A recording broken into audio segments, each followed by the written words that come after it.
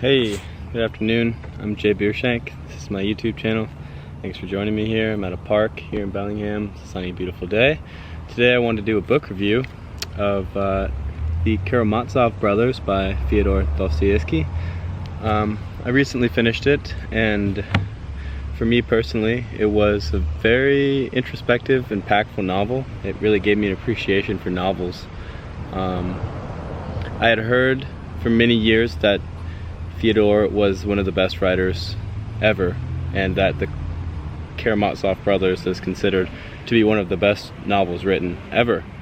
But I'd never had any kind of interest, I guess, because I was more interested in nonfiction and thought that maybe fiction didn't have anything to learn from. There was nothing to learn from fiction. But this book changed my mind in a very immense way. So this review won't be so much of a plot review, but more of just kind of what the book invoked in me, I suppose.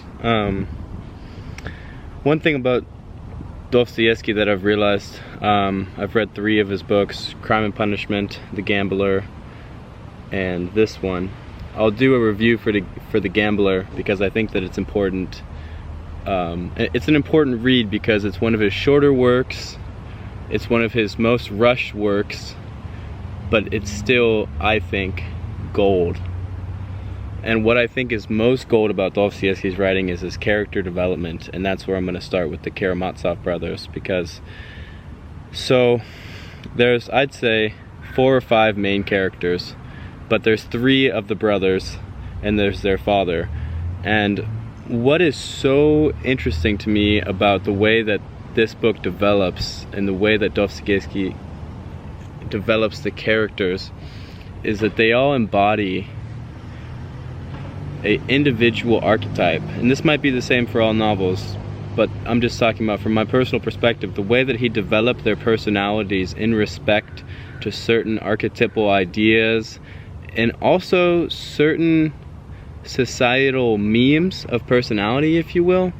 It's really introspective because you can start to learn about this character, and the character kind of finds a way to fit himself into the facet of your mind that is the character, if that makes sense. Like each brother has, one brother is a military man. I'll just put it real simply. One brother is a military man, one brother is an intellectual atheist, and one brother is a monk. Okay, so then Dostoevsky takes the ideas of everything that would be encompassed within those labels and creates the most in-depth, beautiful character that when you read the book, it is almost like you're able to be there yourself, because through that character you're able to identify that part of yourself with him. And what's so interesting about that, him or her, and what's so interesting about that too, is he doesn't do any kind of archetype or any particular character any more injustice or justice than another. He does them all justices and does them all injustices, and that's the thing that's so interesting, because you're resonating with this character and you're being able to experience their reality through the character. And then he proceeds to show you the counter side of that archetype, and it's so interesting because for me, like, for example, I resonated deeply with Alyosha. He is the younger brother who's the monk, and I was really moved by his archetype and the way that Dostoevsky described him as a character and as a man, and his tendencies and the way that he thought and the way that he viewed the world and the way that he interacted with the world and other people. I resonated with it and respected it so deeply.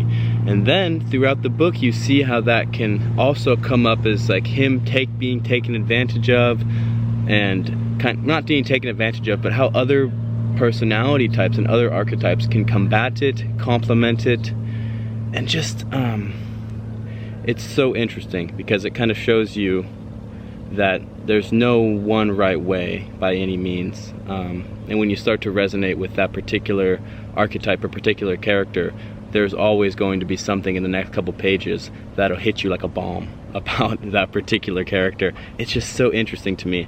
And I really, really, really recommend this book just for the character development and Dostoevsky's ability to make such full characters. And by full characters, I mean like they become you become the characters, because I think that he wrote it with the idea that, you know, everyone is every one of these characters, whether we like to think we are or not. Like, they're inside of us somewhere. And yeah, that just, it blew me away. It's a very long book. This is about 750 pages, and it's, you know, it's pretty small print, but the writing is, it's amazing. I haven't read very much old literature. It's not super old. I think it was written in 1860, so, you know, it's just 2019, so, you know, it's got a couple hundred years there, but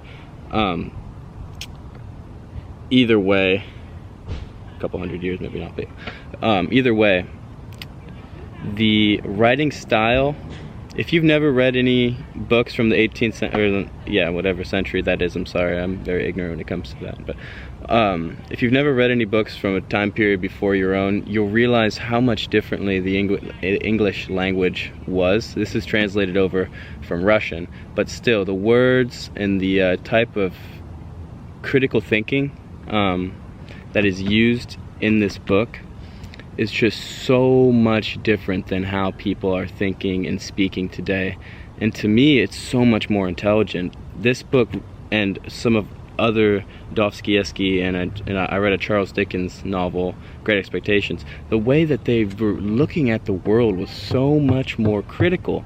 And today, I think that a lot of people criticize people who critically think. That's a funny way to say it, but like, as overthinkers, you know, like, oh, you just can't, you're not very calm or something. That's what people might portray someone who is thinking so deeply like this. But it's just like, it just seems so much more realistic, and it's a breath. This book was a breath of fresh air for me. It let me know that there are things that are being noticed by others that I thought I was crazy for noticing. And that's the thing about Dostoevsky, is he lets you know that everyone else is thinking that, and like being able to see it, not everyone, but some people, and then he goes to make fun of how you think that it's a big deal. And that's the most introspective part, like when you resonate with a particular character and you think that he's like so great, and then he goes to show you how, yeah, he's nothing special. You know, it's just like, wow. Wow. Yeah, highly recommend. To say it's the best book I've ever read, not to sound cliche, but I suppose that it is, honestly. This is definitely the longest book I've ever read, and I was engrossed in it.